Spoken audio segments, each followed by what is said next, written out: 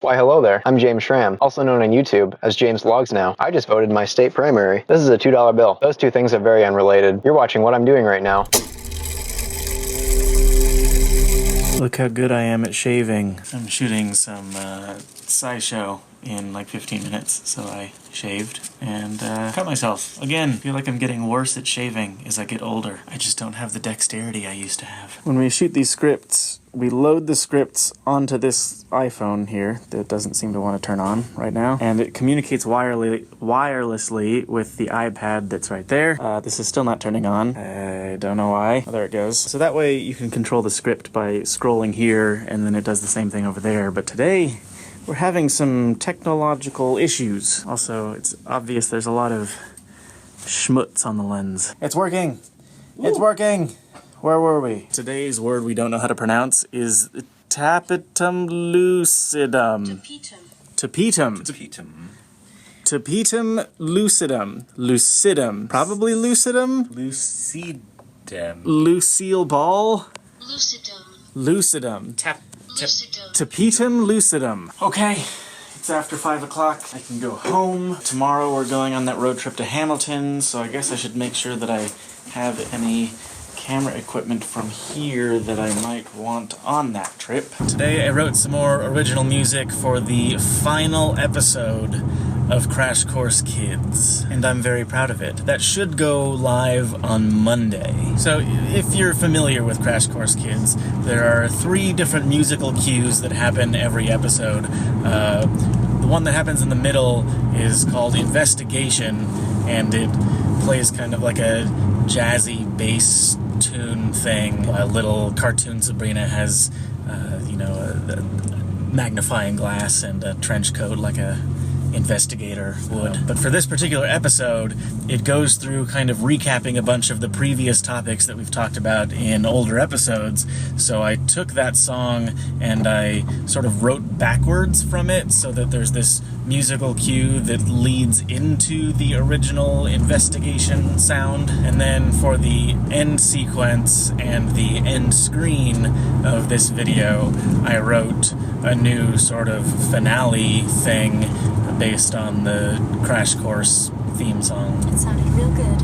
Hell yeah. I'm curious if, I guess EcoGeek owns the copyright to that music, anything that I would write for Crash Course or SciShow, so I probably can't put that up for sale anywhere. I wonder how that works for, like, let's say Bear McCreary is the composer for The Walking Dead, and he did Battlestar Galactica and other stuff as well. I wonder when I buy one of his albums, one of his soundtracks from iTunes, how much money does he get? Does he get any? Does it all go to the company that owns the copyright to Battlestar Galactica or The Walking Dead? The fair thing in my mind would be that he does get a cut of that. It totally depends on how the deal was structured, I guess. If AMC went to him and said, hey, we will pay you $50,000 to write a theme song for The Walking Dead, and he's like, okay,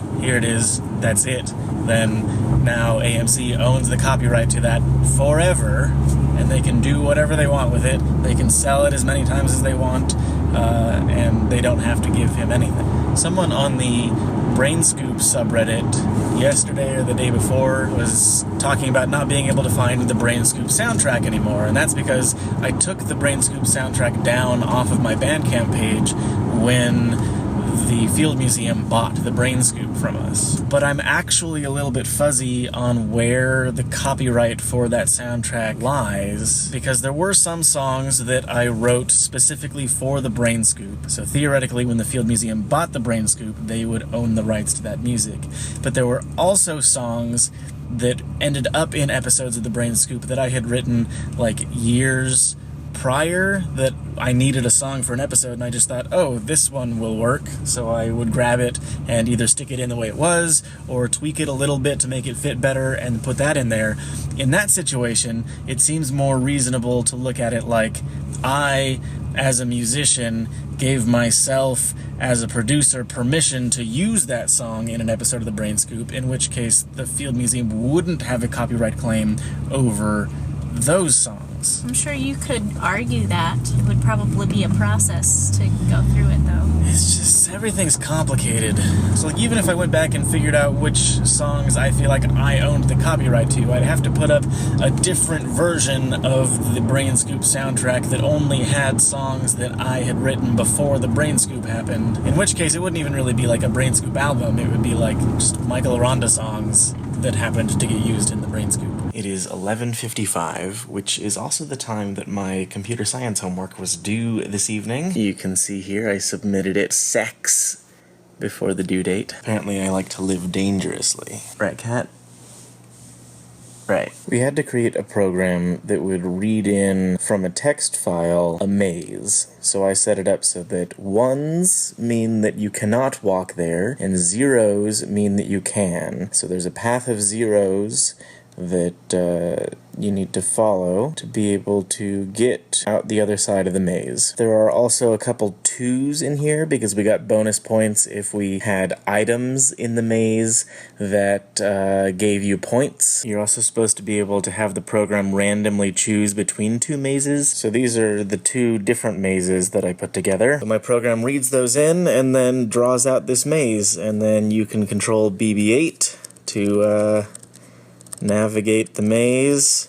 If you pick up these little Donald Trump heads, they give you 50 points each. And then if you reach the other side, it says you win. This vlog that we uploaded today is like 20 minutes long. And I was a little bit concerned about people getting bored with it, because I got a little bit bored when I was watching through it the final time. But so far, the response has been pretty positive, which I guess makes sense because the title of the video is vastly more positive. I mean, I guess it might just be the case that people who didn't like it as long as it was aren't saying anything in the comments, but I don't know.